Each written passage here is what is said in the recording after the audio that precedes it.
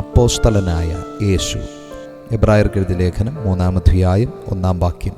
വിശുദ്ധ വേദപുസ്തകത്തിൽ യേശുക്രിസ്തുവിനെ അപ്പോസ്തലൻ എന്ന് വിളിച്ചിരിക്കുന്നത് ഈ ഭാഗത്ത് മാത്രമാണ്. അപ്പോസ്തലൻ എന്ന വാക്കിൻ്റെ അർത്ഥം അയക്കപ്പെട്ടവൻ എന്നാണ്. സ്വർഗീയ പിതാവിനാൽ ഭൂമിയിൽ അയക്കപ്പെട്ടവനാണ് കർത്താവായ യേശുക്രിസ്തു.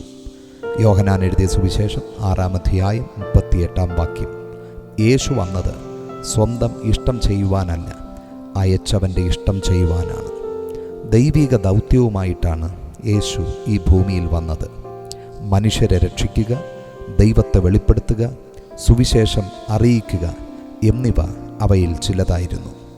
അയക്കുന്ന വ്യക്തിയുടെ സന്ദേശം അയക്കപ്പെടുന്നവർ കൊണ്ടുവരുന്നു.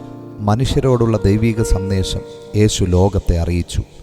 അപ്പോസ്തലൻ സ്വയ അധികാരത്തിലല്ല, അയച്ചവൻ്റെ അധികാരത്തിലാണ് പ്രവർത്തിക്കുന്നത്.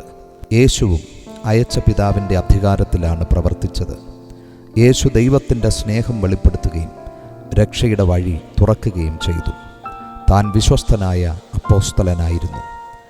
യേശു ദൈവത്തിൻ്റെ ഇഷ്ടം പൂർണ്ണമായി അനുസരിച്ചു. ക്രൂശിലെ മരണത്തോളം അനുസരണമുള്ളവനായിരുന്നു. അതിനാലാണ് രക്ഷയുടെ പദ്ധതി പൂർണ്ണമായത്. പ്രിയമുള്ളവരെ, യേശു അയക്കപ്പെട്ട പിതാവിൻ്റെ ഇഷ്ടത്തിന് വിധേയപ്പെട്ടതുപോലെ തൻ്റെ ഉദ്ദേശങ്ങൾക്കായി നമ്മെ നിയോഗിച്ചിരിക്കുന്ന കർത്താവിന് പ്രയോജനമുള്ളവരായി നമുക്ക് ജീവിക്കാം.